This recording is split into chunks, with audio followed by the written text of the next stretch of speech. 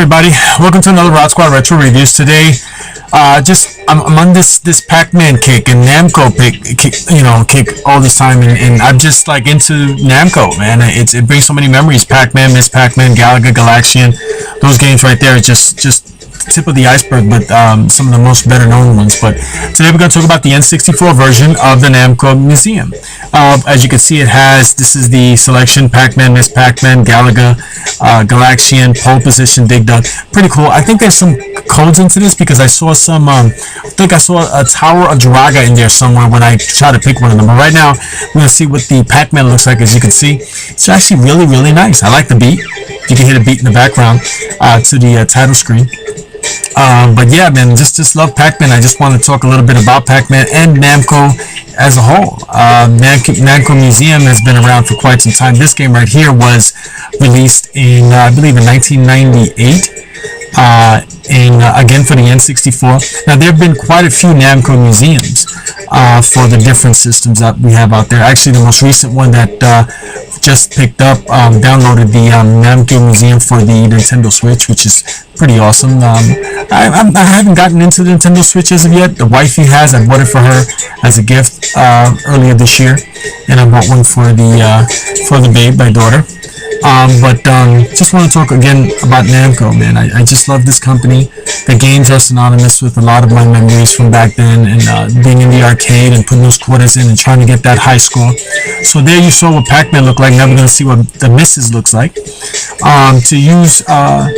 play the game, it's like as if putting in the quarters. You can see you would press the yellow button that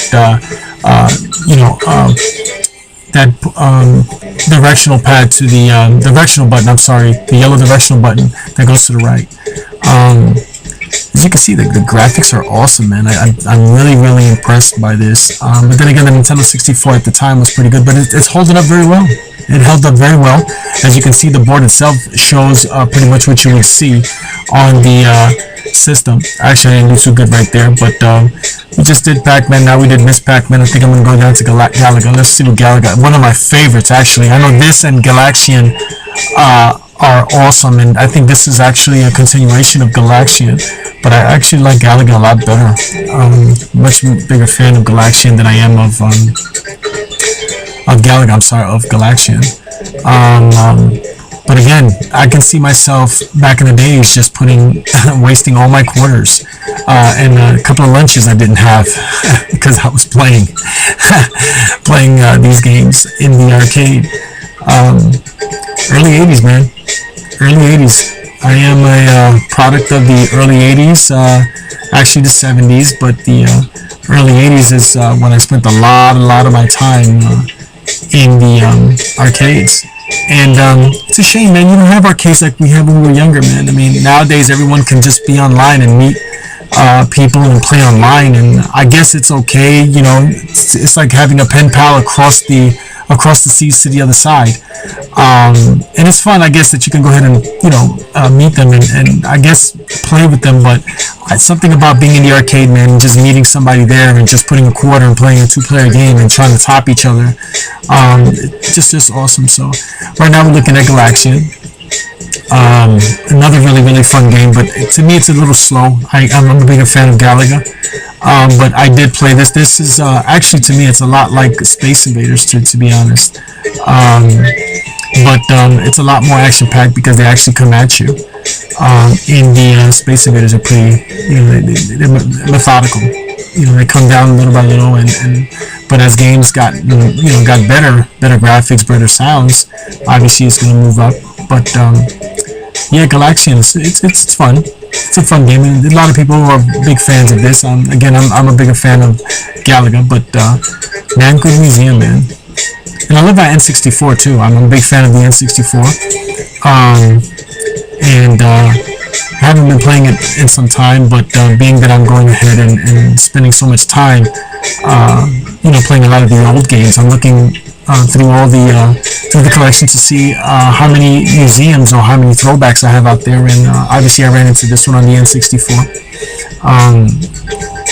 So we did Galaxian. So let's go down pole position. Pole position actually looked really good. It was very responsive. Very responsive. As you can see, you saw that little clip right there. I'm not sure what that's about. so I got to look into that. But again, this is pole position. It actually looks really, really nice. Really, really nice. The graphics are nice. It's very, very responsive to the moves. You press the R button, the shoulder R button to hit the gears from low to high. You can either use the control pad or the the analog stick to steer it. So it actually works very, very well. The graphics are beautiful. The sounds are beautiful. It just brings so much memories. I remember having so much fun playing these games in the arcade with the steering wheel. What brings back a lot of memories for this and Turbo was the steering wheel that used to be on the arcade cabinet back in the days. So, to us that was like state of the art, you know what I mean? And by all means it was. Classic gaming, man. And the best part about classic gaming is that you don't have to sit through a huge tutorial to figure out how to play these games. You know what I mean? You just put in a quarter or you just hit that start button and then you are off to the races. And to me, I found that to be extremely, extremely fun. So right now we're going to do Dig Dug. Now, being honest with Dig Dug, I was never really a big fan of Dig Dug. That's just me. A lot of people do like it. I just never was a big fan and didn't spend a lot of time playing Dig Dug. Again, it's part of the Namco Museum, especially this version. Again, there are many different versions of the Namco Museum. This one right here is for the N64. And the controller works great with it. The analog works great with it. The control pad, of course. This guy's trying to get away from me, as you can see. I'm gonna get him. Got him.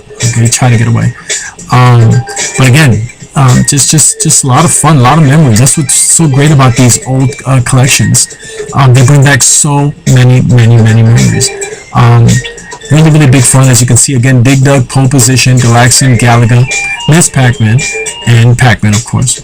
And I'm gonna go play Miss Pac-Man again, I think. Yeah, I think I should hit. No, you know what? No, Miss Pac-Man. Yeah, I'll do that again. Actually a really good player at this, but for some reason, whenever I'm like being recorded or something like that, I don't look so great at it. But believe me, I am a pretty good player at it.